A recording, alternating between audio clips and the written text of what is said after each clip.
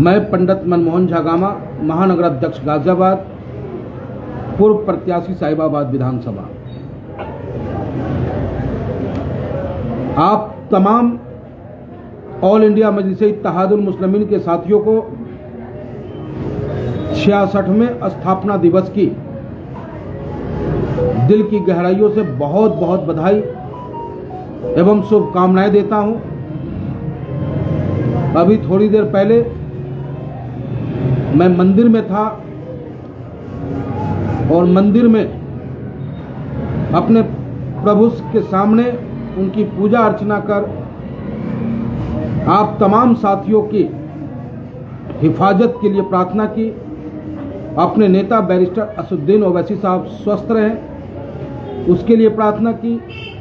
समाज और देश में अमन चैन कायम रहे, इसको लेकर देवादिदेव महादेव से प्रार्थना की, उनका जलाभिषेक किया। तो आप तमाम साथियों को आज 66वें स्थापना दिवस की बहुत बहुत बधाई, हार्दिक शुभकामनाएं और अपने नेता को बैरिस्टर असदुद्दीन ओवैसी साहब को सैल्यूट।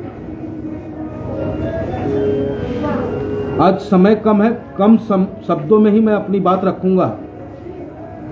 जैसा कि मैं नित्य गाजियाबाद औद्योगिक क्षेत्र में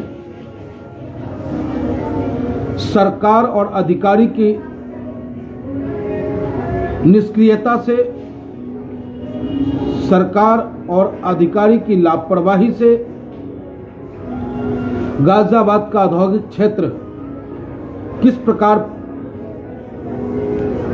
ऐसा लगता है जैसे कि यह औद्योगिक क्षेत्र नहीं, कोई नई बसी हुई कॉलोनी है जहां पानी का निकासी नहीं है, कहीं टापू बना हुआ है, कहीं गड्ढा है, नाली और सड़कों का पता नहीं चलता, बिजली की व्यवस्था तो राम भरोसे है ही। तो इससे पहले हमने जो आपसे बात की थी वो बात की थी साइड 4 साहिबाबाद इंडस्ट्री एरिया का। उसके बाद हमने बात की थी आपसे राजेंद्र नगर इंडस्ट्रियल एरिया का।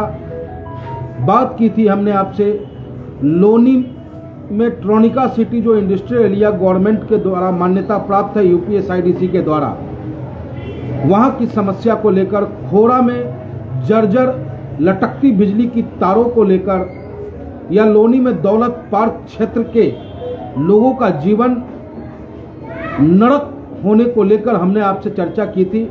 और अपने प्रदेश के मुख्यमंत्री आदरणीय योगी आदित्यनाथ जी से, यहाँ के सांसद जनरल बीके सिंह जी से, मेयर से सुनीता दयाल जी से, पांचों विधायकों से फिर मैं डिमांड करता हूं कि जनप्रतिनिधि ऐसा हो कि सबका ध्यान रखे, जनप्रतिनिधि ऐसा हो जो सबका ख्याल रखे, चहुमुखी विकास करे। और आप सोचो कि जब जो इंडस्ट्री अरबों रुपया टैक्स देता हो, उसके बावजूद उनकी मूलभूत आवश्यकता की पूर्ति करने में यह सरकार अक्षम है, तो क्या लगता है आपको कि आम जनों की आवाज सुनी जाएगी? आज मैं आपसे बात करूंगा मेरठ औद्योगिक क्षेत्र का। ये मेरठ औद्योगिक क्षेत्र, मैं आपको बताऊं, मेरठ रोड औद्योगिक क्षेत्र में सड़क, जल निकासी, पेयजल जैसी बुनियादी सुविधाओं को तरस रहे उद्यमी, शिकायत पर भी नहीं हो रही कार्रवाई। माननीय मुख्यमंत्री जी 20,000 करोड़ का टैक्स देने का काम मेरठ औद्योगिक क्षेत्र के लोग करते हैं। 20,000 करोड़ का टैक्स। हेलो, चलो तुम ले लो,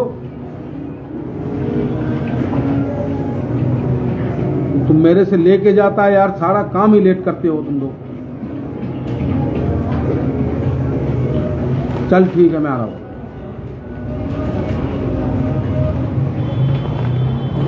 तो मैं आदरणीय मुख्यमंत्री जी से मांग करता हूं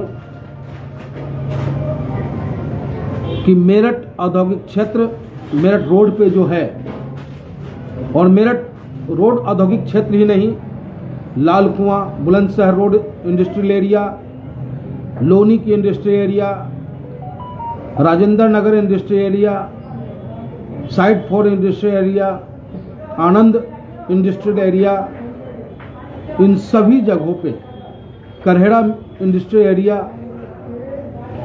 इन सभी जगहों पे जो उनकी आवश्यकता है उनकी पूर्ति करने का निर्देश आप संबंधित अधिकारी को दें। ये ऑल इंडिया मजलिस इत्तेहादुल मुस्लिमीन गाजियाबाद आपसे मांग करता है। और चहुं ओर गंदगी का अंबार है। आप सोचो कि जब इंडस्ट्री एरिया का हालात ऐसा है तो जहां गरीब लोग असलम बस्तियां हैं वहां की स्थिति क्या होगी। सरकारी स्कूलों की स्थिति पे भी हम चर्चा करेंगे। पहले इस इंडस्ट्रियल एस्टेट के ऊपर चर्चा करने के उपरांत फिर नेक्स्ट डे से हम स्कूल की व्यवस्था को लेकर के हम आपसे चर्चा करेंगे। आज कार्यक्रम व्यस्त है इसलिए कम समय में आपसे मैं बात कर पा रहा हूं।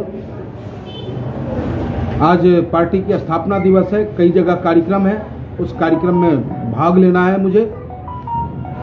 तो अभी मैं आप सभी से को सैल्यूट करते हुए आज का दिन बेहतर हो हम सभी ऑल इंडिया मजलिस इत्तेहादुल मुस्लिमीन के साथियों के लिए, और सभी साथी मिलकर के हर्षोल्लास के साथ स्थापना दिवस मनाएं।